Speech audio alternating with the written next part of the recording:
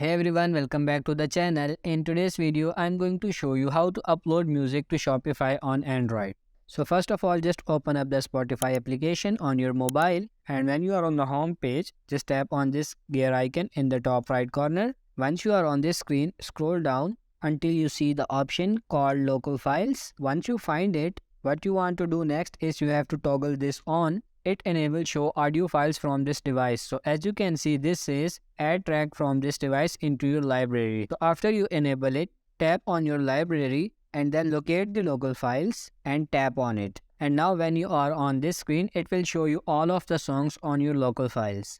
Those songs will be uploaded to your Spotify account where you can add them to a playlist and listen to them on any device. But for some reasons, if your tracks aren't appearing here, what you can do is simply email Spotify support and tell them your issue. They will look into it and fix it for you. Another thing is that if you are a creator and you want to upload your own music to Spotify for people to listen to, you actually can do that in the app by yourself. In order to do that, you need a music distributor and you have to go through that process. So that's it for this video. I hope this video was helpful. If it is, like this video and subscribe to the channel. Thank you.